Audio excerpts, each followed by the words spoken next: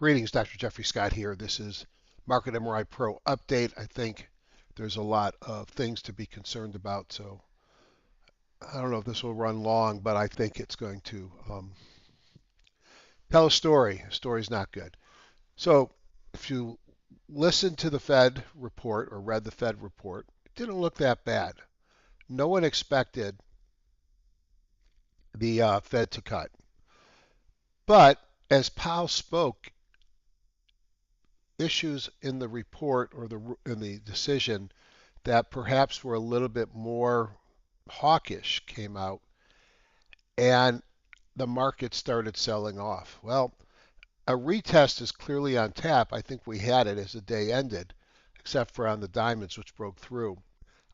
So big question, will we hold or are we going down into a bear? I think we're probably approaching correction territory. We'll take a look at that as we go forward.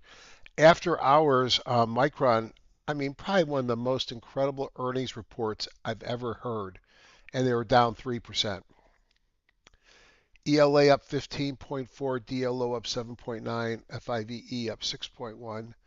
On the downside, HTFL down 6.6, PIX down 6.2, RCAT down 2.6. Futures are down a bit. Again, my name is Dr. Jeffrey Scott. My email is marketmripro@gmail.com. We'll talk about my Google group. This is for educational purposes only. Anything I talk about should be taken in the spirit of education, not investment advice.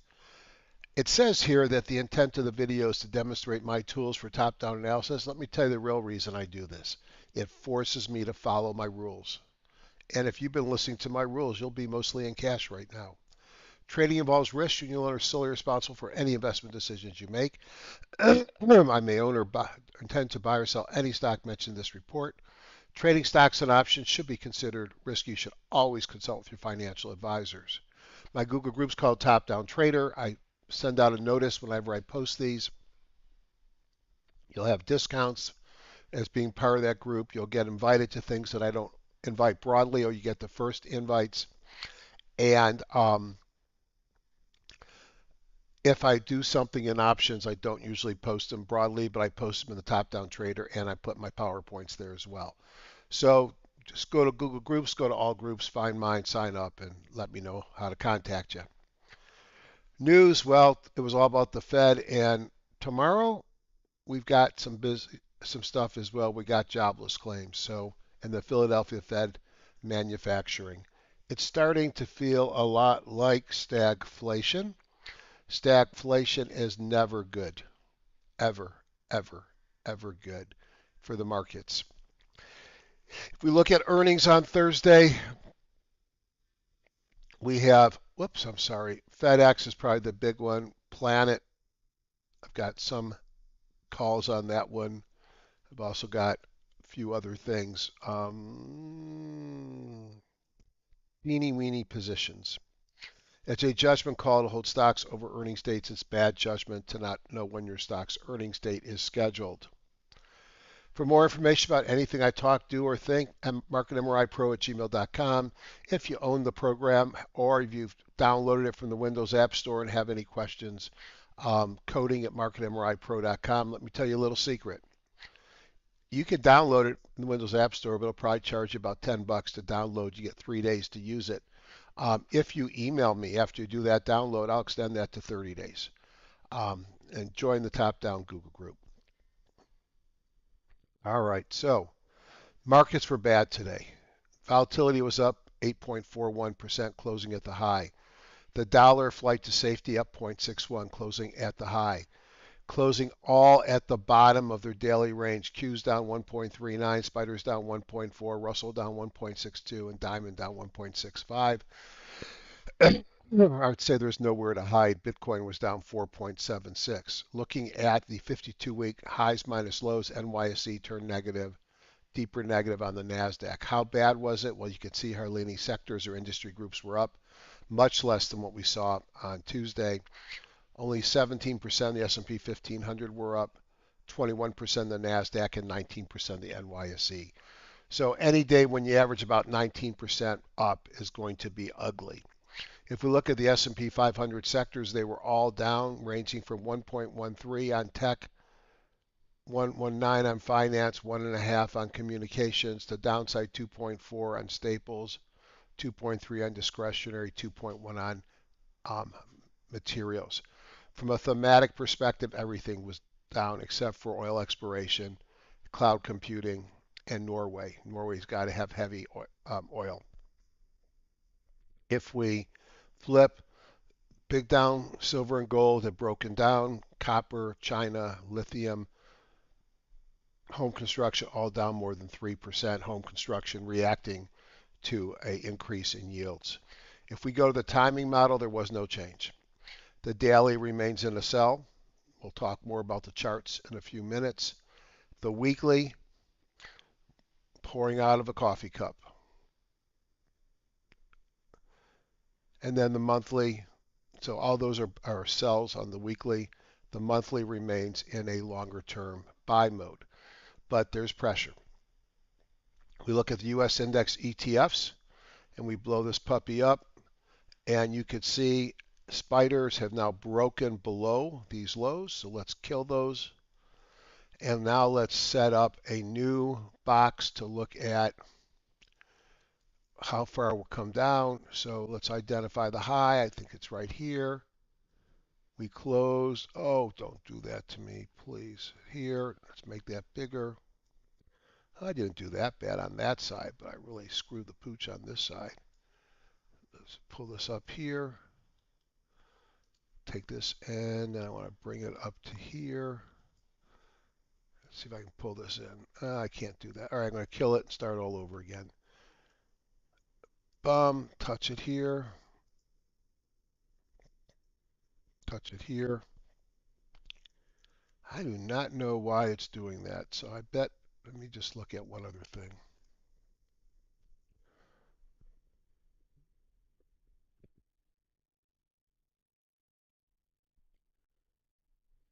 Try it one more time. I almost want to give up. My mouse is so sensitive. One more time. Go here.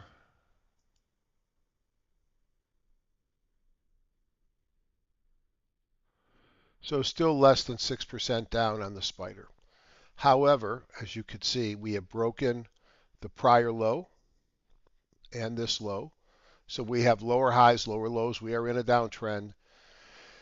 Seasonality bottoms in the next couple of days and then improves, so maybe that'll save us. But the 200, will it hold or will it not hold, remains the question. Bearish. Definitely a turn from yesterday. If we look at the Qs, now in hindsight, that's a pretty significant double top there, isn't it? And we still haven't gone below this, so that was 7.69. And when we look at what the Q is doing, it has not broken the low. It's about to hit the 200. Will the 200 hold? Doesn't look good.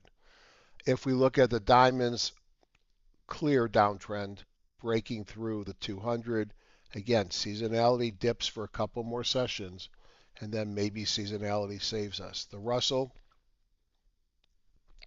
again, the low was, the drawback was more than 8%. So you can officially say with about 10%, actually it's even more than that. Let me try that again. Oh, there's got to be a way of me not, when I drag it, having the whole thing change. So let's just sit here, do that.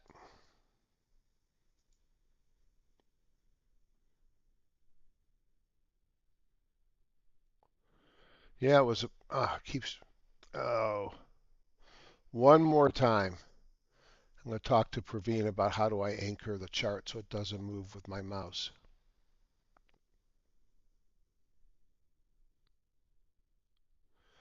$11.16. So right now, yeah,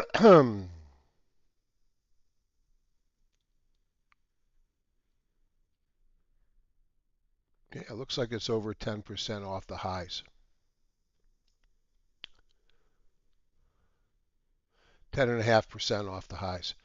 All right, so correction territory on the Russell. Doesn't look as bad at the others. This low is held. This low is held. 200 still far away. Look at the seasonality. Probably going down for a couple more days.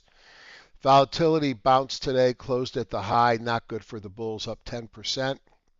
And the dollar, with I think would be considered a flight for safety, closed off the highs but still up 0.67. Commodities, dollar's getting strong. You might think the commodities are going to be weak, and except for energy, you might be right in fertilizer. Gold broke down below the 50, not looking very good here. Is it going to retest here? Got to be getting it right down to the 100, so anything's possible. Silver down big, 4%, clearly going to touch the 100. Oil, not so bad. I think it was trading lower until someone hit some Iranian energy assets, and that spiked it and probably led to the sell-off later in the session. Natural gas is coming up. When natural gas goes up, also look at coal. And with natural gas so expensive outside the U.S., we are the Saudi Arabia of natural gas. But with the price of natural gas 10 times higher or 6 to 8 times higher in Asia and in Europe, maybe we should be thinking about coal, because coal goes up at the same time. And then talked about rates up and hurting housing. 10-year was up 0.76%, closing in the area of 4.23, and the 30 was also up. Did close off the highs a little bit. It was up, come on, only 0.25%. Looks like it was up more. Um, Closing at 4.87, getting closer and closer to 5. Not good. So far, I'm not really bringing joy to your ears. Buckets, not bad enough. Clearly, we shifted to the left as we became a little bit more oversold today, but we got ones in front of all the numbers below. Markets could bounce anytime, but if we're looking for an oversold bounce, it's not there. Market breadth tools, you could see a clear breakdown in the NYSE going back pretty much. I think I was kind of generous where I put this. Pulling back into it and approaching an 8%, probably about 720 down, not quite to the bottom. Got a ways to go to 200, but the NYSE was down 1.35. And unfortunately, the NASDAQ today broke the 200, still above the low from here and from earlier in the week. There's nothing good here. Stocks above moving averages came down. Across the board, new high, new lows, AD lines, up, down volume were negative. And most important, we're down a little bit. 0.25 on the 13-week new high, new low on the NYSE, 0.16 on the NASDAQ. Both of them are low, and both of them are areas where the market has bounced before, but they're not low enough yet. And so that issue of we don't see bottoms at tops, well, in a couple more days like we saw today, we won't be talking about tops anymore. If we go and we look at the larger market breadth, we could see, just looking here, 0.27 on the spider, 0.23 on the S&P 1500, 0.16 on the NASDAQ, that's the weakest of them, and then 0.1, actually 0.15 on the Russell, even weaker. So we are certainly at levels where you could bounce. My guess is we're not done going down yet. From a ratio charts, remember, you could be going up even though you're negative on the day, because this is how you compare to the spider. And you could see the strength is in energy, the recent leaders, communications, materials, industrials, weakening, staples weakening, discretionary healthcare are weak, utilities and real estate are holding up okay, financials are weak. Bitcoin coming off a big sell-off, not really setting the world on fire. And if we go to the favorite stocks, I shouldn't call them favorite anymore. We should call them widely held stocks. They did not fare well today. Amazon teased us early, ran into this trend line. What did I say yesterday? Don't add unless it closes above the trend line. It failed at the trend line, turned to be down 2.48. Now we'll see what happens. Apple, I'm not buying it until we get above the yellow line. That yellow line is going to start coming down. Buying or adding?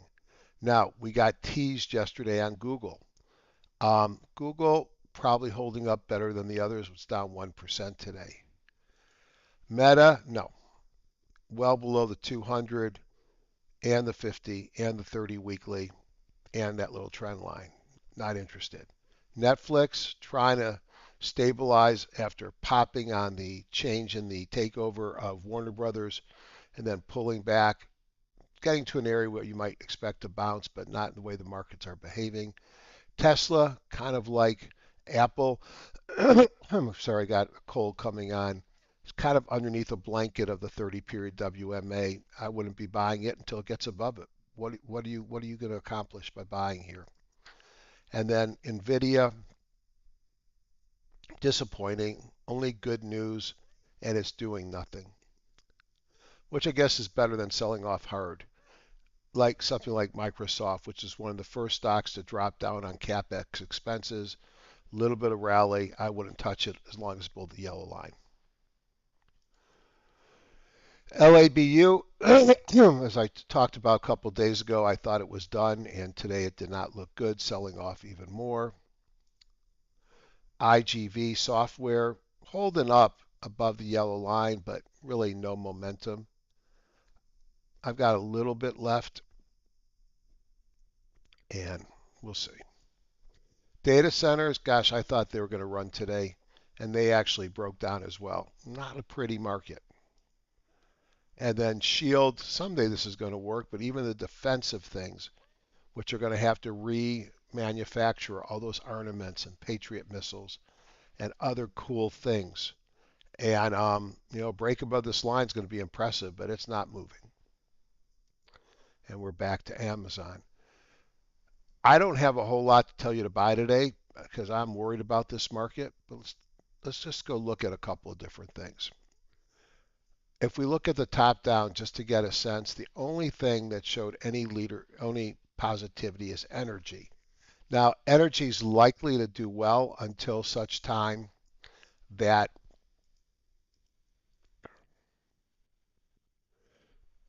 the war is over, and I have no idea when that's coming, neither do you. So, interestingly, the best performing group was coal. We look at most up downs today. WBI is an oil services stock, a little junky for me, and from a pattern. VVPR is I think it's an exploration stock. Let's see. Sustainable Energy Solutions, so alternative. VG is Venture Global, developing natural gas liquefaction. This is going up because of what's going on in Europe. One that did look good is not LNG, but I think it was GLG, and we'll see here. I think it's right here. LNG looks good too, but this one is actually a lower cost stock. Seasonality is good here. You had double momentum with good relative strength in OBV. My only downside is it looks like it's getting extended. It just broke above the 200. I'd probably give it a pass and maybe look at this thing in the morning. On the coal front, one that I like is BTU. And a break above this area is interesting. You could see seasonality. Another place to be looking today is, unless we have a big rally at the open, how do we play a breakdown in the markets? Well, the diamonds broke below the 200. The short, the diamonds, the dog, which goes up when the diamonds fall, broke above the 200. I think this is what you're looking to play, a spike, not a marriage, just a fling. So I would be looking at Contras. The dog looks good. FAZ, short financials, already had a big run. Seasonality is going against that. Short semis, it hasn't done anything yet, but I gotta believe it's because we're looking at the price ranges. So I don't know. I think that one's going to be interesting. SPXS goes up with the spiders. If we break above the 200, I'll be buying more of this. SQQQ looks interesting right here. Goes up if the Q go down. and TZA goes up as small caps go down. Look, I start to get defensive. As I've told you for weeks, I have raised cash. I have puts on my big positions. I'm going to let those things with the puts probably go to cash on options expiration, which is Friday.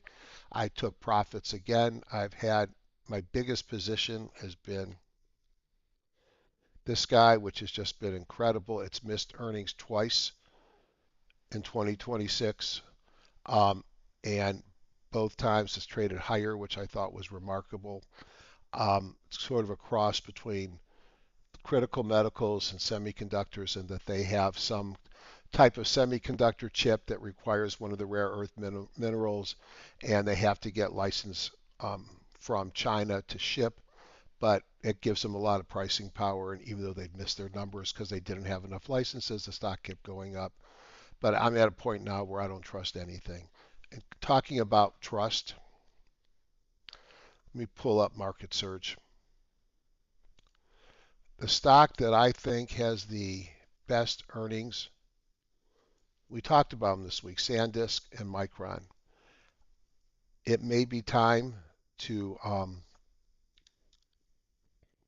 well, not maybe time. It is definitely time to be careful in this space. Let me show you what happened after hours. That's going to suck when they switch platforms. I still like the legacy. Let's type in. So SanDisk after hours is down 3.32% or 25 bucks. Why? Nothing at all wrong with the stock. Look at its earnings projections. I think Micron said taking some debt to cover CapEx. Doesn't make sense with the amount of free cash they're creating. But I don't know that world. So it was up 35, dropped 25. Net it was still up 10 bucks today, even after the drop. But it's massive earnings, big PE. Now look at Micron. Breaking out to all-time highs during the day, but pulled back before earnings and then dropped 4.43 on earnings. That's scary. Look at the earnings per share growth.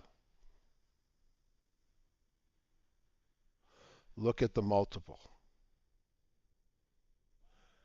If they hit 37 and their PE drops to 20, still a $740 stock. I think there's concerns. These usually are boom and bust. They boom until there's more supply comes online. I can tell you, everybody has a weakness about in buying things. Excuse me. My weakness is buying the latest and greatest computers, mostly notebooks. Those that know me know that I sell about 10 a year, all at a lot less than I paid for them. They're all high-end gaming machines. I think this is going to be like used cars in COVID. I'm tempted to hold on to my used computers because memory and SSDs and video cards are going up so fast. I bought for about 900 bucks a 8 terabyte SSD drive, just the SSD, whatever you call it. It's not a chip, but the strip. And I paid about $8.95. I looked it up, and that was about 4 months ago. I wanted to buy another one. It was $2,100, same manufacturer. These guys make those things. So Micron and SanDisk, they're going to be pressured for a couple of days, but I'm going to still be watching those. Be careful out there. This is a tough market. If you still got profits for the year, raise cash. You can always buy when the market turns around. And what's the one thing that, crossing my fingers, that's going to save us? That's one thing is called seasonality. Because those who follow me know that we were going down on seasonality, and I called it a month ago. I said, hey, we got a month of bad seasonality. Well, that seasonality gets over now or in the next couple of bars right when it's hitting the 200 at support. Be careful. Trade safe. You don't have to be the first in. And I keep forgetting to bring the picture to my videos. I mentioned it last night. I grew up hearing you leave your money in the market and buy and hold because if you miss the 10 best days of the year or of that period of time, your returns are much less than buy and hold. What people weren't telling me, and you can use AI and reproduce it yourself, that if you were out of the market the 10 worst days over a period of time, your returns way outperformed buy and hold. So it's not about missing the good days, it's missing the bad days. And I ask you over the next week or two, are you missing the good days or do you think you might be missing the bad days? Have a good night. We'll see you most likely tomorrow night.